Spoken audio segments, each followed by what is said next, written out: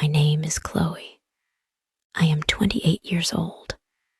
I work in a quiet little library in our town. I love books, and I love the peace of the library. About a year ago, a new man started working with us. His name was Ethan. He was tall, with dark hair and serious blue eyes. He was quiet, very quiet. He did his work well, but he did not talk much to anyone. He did not smile often. When he did smile, it was small and quick, like he was not used to it. Many people in the library thought Ethan was unfriendly, or maybe even rude. But I did not think so. I looked at his eyes.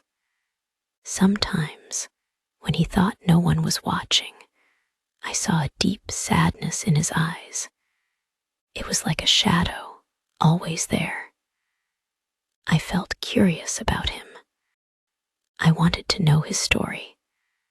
I wanted to know why such a handsome man looked so lonely, so closed off from the world. I tried to be friendly. "Good morning, Ethan," I would say with a warm smile. He would look up, surprised, and say, "Morning." Then look back at his computer. Sometimes I asked, "Did you have a good weekend, Ethan?" He would answer, "It was fine." Just 2 words, no details. He always ate lunch alone, reading a book at his desk. He never joined us for coffee breaks. He never came to our small library parties. He built a wall around himself, a high, strong wall. But I am a patient person. I did not push him. I just continued to be kind, to offer a smile, a small greeting. I believed that everyone has a story, and everyone deserves kindness. One rainy afternoon, I was trying to reach a book on a high shelf. I am not very tall. I was standing on my toes, stretching my arm, but the book was still too far. Suddenly, a hand reached over my head and easily took the book from the shelf. It was Ethan. He handed the book to me. "Here," he said. His voice was soft. "Oh, thank you, Ethan," I said, surprised and a little flustered. "That was very kind of you." For a moment, his eyes met mine. I saw that shadow of sadness again, but also something else, a flicker of something soft, like surprise. Then he just nodded and walked away. That small moment gave me a little hope. Maybe his wall was not completely solid. Maybe there were small cracks. A few weeks later, our library decided to have a book drive. We asked people to bring old books they did not want anymore. We would give these books to schools and hospitals. I was in charge of sorting the books. There were so many boxes. It was a big job. I was working late one evening, surrounded by piles of books. I was tired.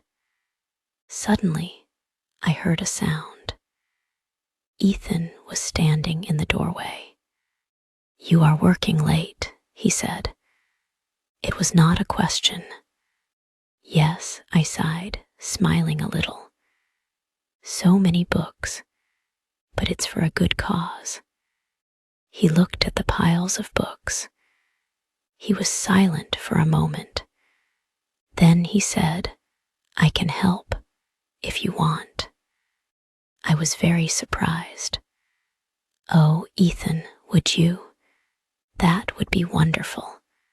but you don't have to. I want to, he said simply, and he started to help me.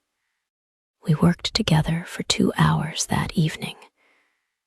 We did not talk much at first, but slowly it became easier. I asked him about a book he was holding. Have you read this one? I asked. He looked at the cover. Yes, a long time ago. It was good. I liked it too, I said. The ending was a bit sad, though. He nodded. Yes, life is often sad. His words were simple, but I felt the weight behind them. This was more than he usually said. As we packed the last box, I said, "Thank you so much, Ethan. I could not have done this alone tonight." He looked at me, and this time his smile was a little bigger. It reached his eyes for a moment. "You're welcome, Chloe." My heart felt warm. It was a small step, but it felt important. After that evening, things changed, but very slowly. Ethan still did not talk much, but sometimes he would ask me a question about work. Sometimes, if I brought cookies to the library, he would take one. He started to look at me a little more when I spoke to him. The wall was still there, but maybe, just maybe, it was not quite as high. One day, our boss asked Ethan and me to work on a special project together. We had to organize a new section for local history books. It meant we had to spend many hours together, talking about books, making plans. During one of our work sessions, I found an old photograph tucked inside a very old book. It was a picture of a happy couple, laughing, from maybe 50 years ago. "They look so happy," I said, showing it to Ethan. He looked at the photo. His face became very still. The shadow in his eyes grew darker. "Love doesn't always last," he said, his voice very low, almost a whisper. "Sometimes it ends badly." He looked away, out the window. I saw his hands clench slightly. I felt a strong wave of sadness for him. His pain was so clear in that moment. I said softly, "You are right, Ethan. Sometimes it does end, and it can hurt very much. But sometimes love is strong and true. And sometimes, even after pain, new happiness can grow." He did not look at me. He just nodded slowly. "Maybe," he said, but his voice sounded like he did not believe it. I wanted to ask him about his past, about the pain he carried. But I knew it was not the right time. He had to trust me more. He had to feel safe. The project took several weeks. We worked well together. I learned that Ethan was very smart and had a dry sense of humor that sometimes surprised me. I saw small glimpses of the person hidden behind the wall, and I found myself liking him more and more. I liked his quiet strength. I liked the rare moments when he let his guard down. One Friday, after we finished the local history project, I felt brave. Ethan, I said, some of us from the library are going for a coffee after work.